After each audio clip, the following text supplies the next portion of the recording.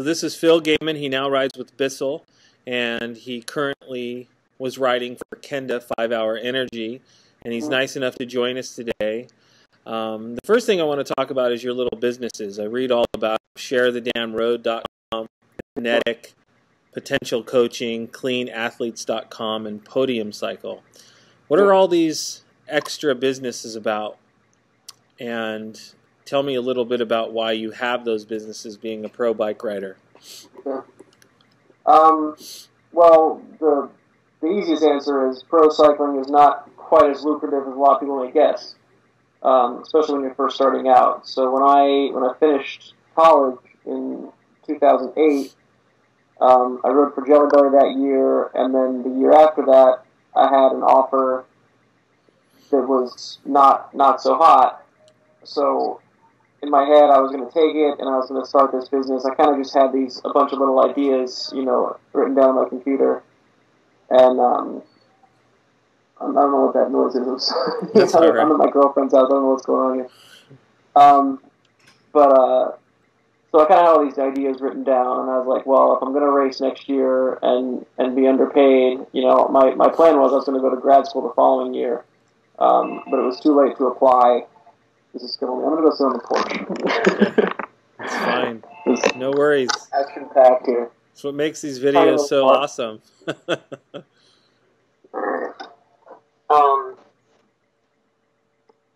I was like, well, I'm gonna be stuck with this not great setup for next year.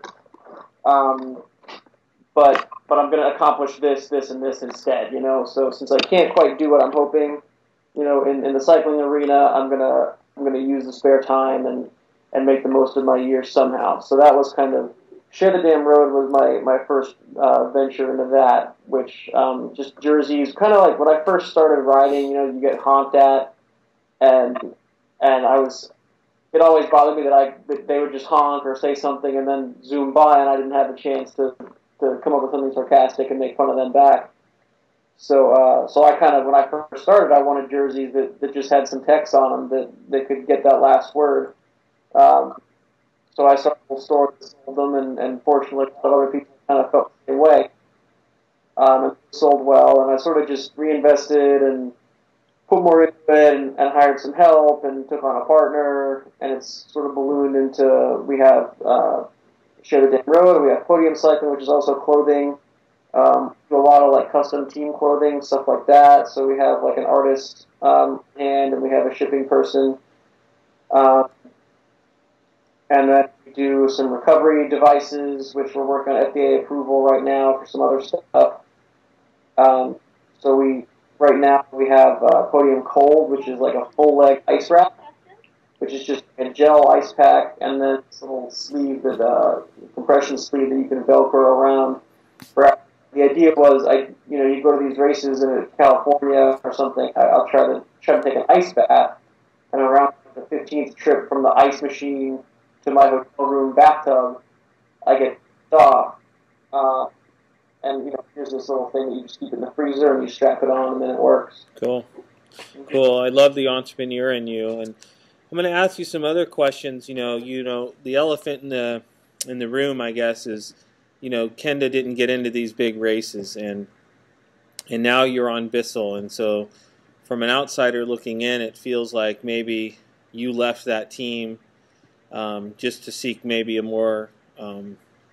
better opportunity to ride with Bissell. It looks like they get into a lot of these races. How did that affect you, being a pro bike rider, being 5th in the NRC, and at one time you were number 1, I remember, but ended up being 5th? How does that affect you?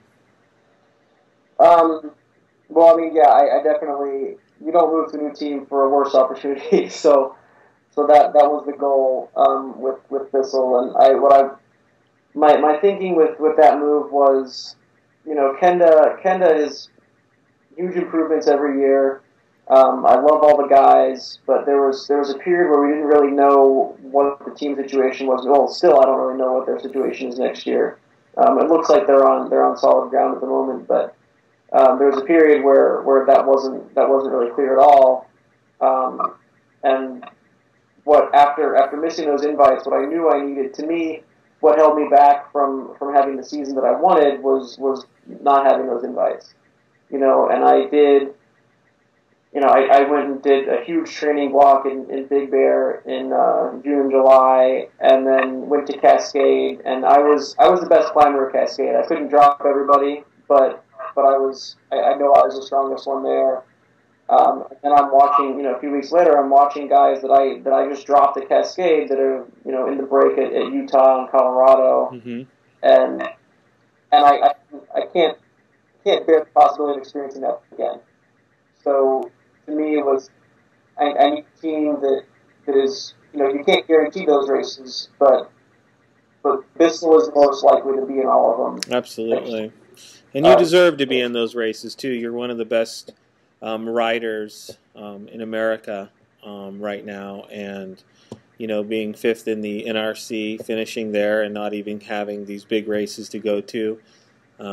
I think we missed out not having Kenda, myself, in these big races because I would have liked to seen what you guys could have done. Now, I also have a question for you. Ben Jacques Maines has been on Bissell for a long time, and now he just went to Jamis. Mm-hmm. Does your signing have anything to do with Ben not being re-signed with Bissell and going to Jamis? As I understand it, I think he was at least in negotiations or planning to leave before I was in the picture. I'm not really sure how that. I wasn't privy to all that. I mean, that would be an interesting possibility. I think Ben,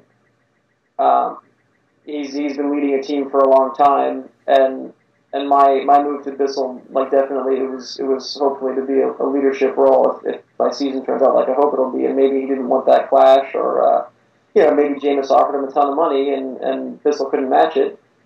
I'm guessing, there comes a point when you've been on a team for long enough that it might just be time for a change. Sure. It's just healthy to mix things up, and I know Jameis is looking to do more stage races next year, and they've been wanting to bolster that end of their roster and do fewer crits. So Ben's a really smart signing for them. He's an all-around guy. If they have Ben with the rest of their roster, they'll be up a lot of stage races next year. So absolutely, they're another powerhouse. Yeah.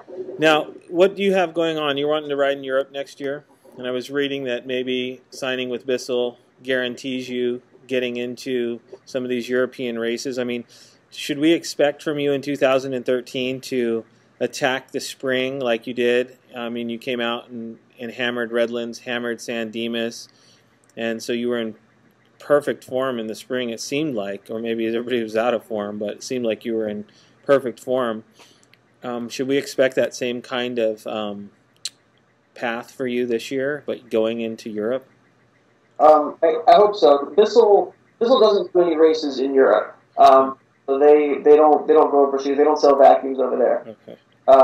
So as I understand it, we won't be doing that. But a lot of the trouble that I had I was in touch with a lot of European teams, for next year, and a lot of the issue I have was, well, for one thing, a lot of them haven't heard of Redlands. They don't know what Redlands is, and I can tell you it's hard, but that doesn't really help.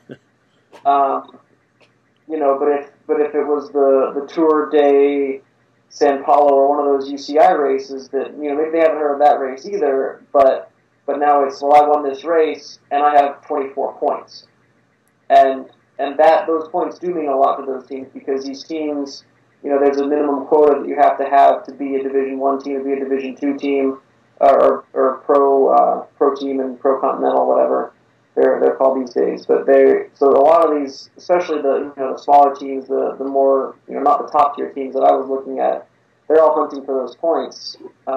And just having a few is a huge value. And I had zero. We didn't have any starts.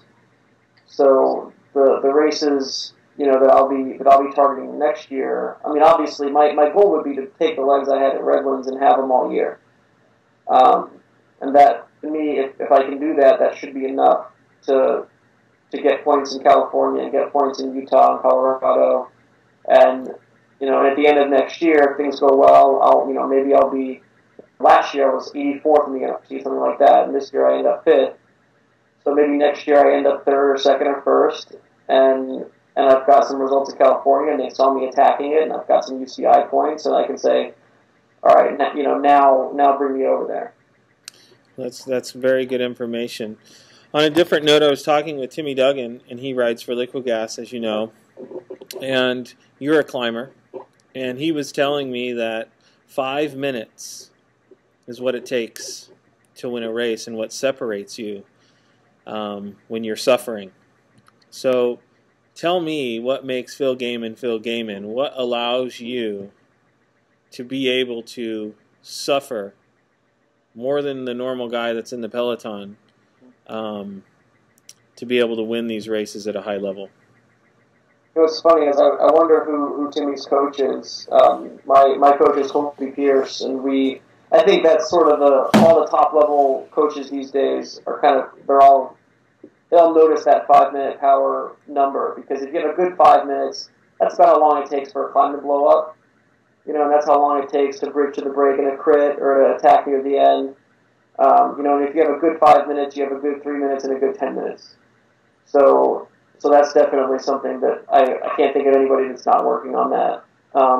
And I've been working on my 5 minute power for 4 years now, along with everything else, but that's been a particular focus.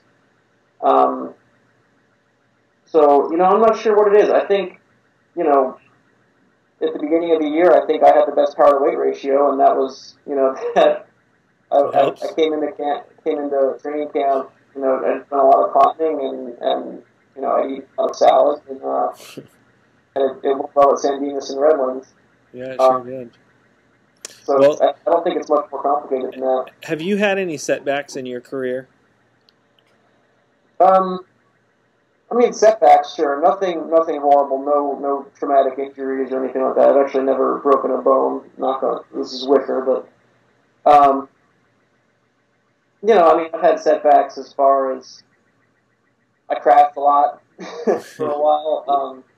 I think a lot of my setbacks were internal. When I was my first year as a pro, I won the road race stage at San Dimas in 2009, and then just put so much pressure on myself in the races the rest of that year that I just crashed, and I attacked too much and get dropped and that kind of thing. Just trying to prove my value so much that I just had a tough time. And I think learning to rein that in and set reasonable goals. And sometimes in a race, you just have to take a day off and sit in the field and pick your days where you make your moves.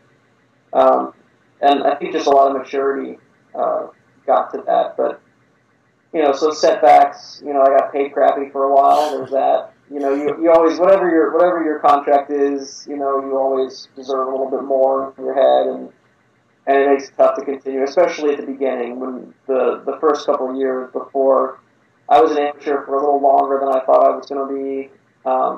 And then, at the end of the year with Jelly Belly, I didn't quite get the offers I was hoping for, and Kenda kind of came to my rescue and propped me up. And like I said, I was going to take an offer with Jelly Belly, but I bought a GRE book, and I was going to go to grad school the following year. I was ready to be done with it when Frankie Andreu called me in 2009, and it was a midnight call from the governor. It was okay.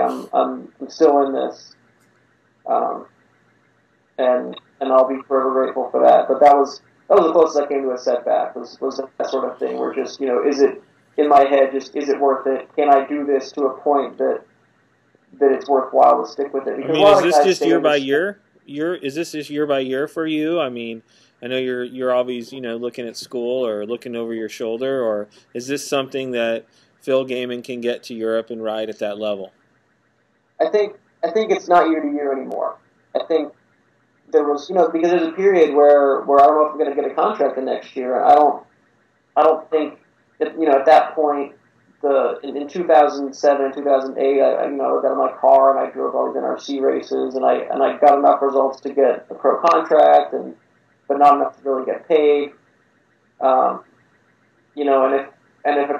a decent contract didn't come up the next year, then I didn't have another year of driving my car 60,000 miles. I didn't have that in me, and I'm at a point now that I don't think I'll ever have to stoop to that. Where does your mental focus have to be to get to Europe and race with the bigger team? That's the ultimate goal. That's everybody's goal. I know that I can do this another 5 years in the U.S. and I'll be paid reasonably if it comes down to it. If I don't have what it takes to do Europe, I'll find that out, and I know I can be happy here. I know I can compete here. I would love to go over there and and see what I have, to see what my potential really is, because you don't really know until you have a season with 80 race days. Right. You don't know what your legs are capable of, and I really hope to find that out. But I don't think it's not Europe or bust anymore, because I know there's room for me here. Europe is the goal, but I'm not. It's not like I'm going to quit next year if I don't get that contract. I'll still be around. All right. Now, are you going to miss any of the fellas? I know you're going to ride a lot with them, but you were on Kenda. It looks like you had some pretty good brothers that you hung out with. Are you going to miss them, or are you looking forward to the new opportunities with Bissell and meeting the new guys on a different level? I mean, it's both. The guys, what I've kind of always said about this, and as I mentioned, nobody gets paid enough, but what you leave with every year is a few new lifelong friends, Right. and I've had that with Kenda, and that's really all you have. And there are some guys on that team that that being on a different team won't really affect our friendship. I'm still going to visit them in the in the off season, or they'll come stay with me, and and if I'm in a race, it's priority 1, me win, priority 2, one of my teammates win, priority 3, one of my boys wins, and there's a group of guys that, even if I don't win, if Jim Stemper pulls it off, or Stefano Barbary, I can't get much happier. Yeah, you guys are stacked for sure with Bevan Yeah. and Stemper and you. You guys got a great team, and Sure. I just want to thank you for joining us today. And did you want to add anything? No, thanks for having me. I think I'm Yeah, all right. cool. I'm a big fan. I really look forward to seeing you in your new Bissell gear, and I really, really hope that all of your goals get met this year. And I'd love to see you in all of the big races, and I'd love to see you do really well. And I'll see you out there around the circuit in 2013. So Thanks a lot. I really appreciate it. I appreciate your time, and thanks for joining us.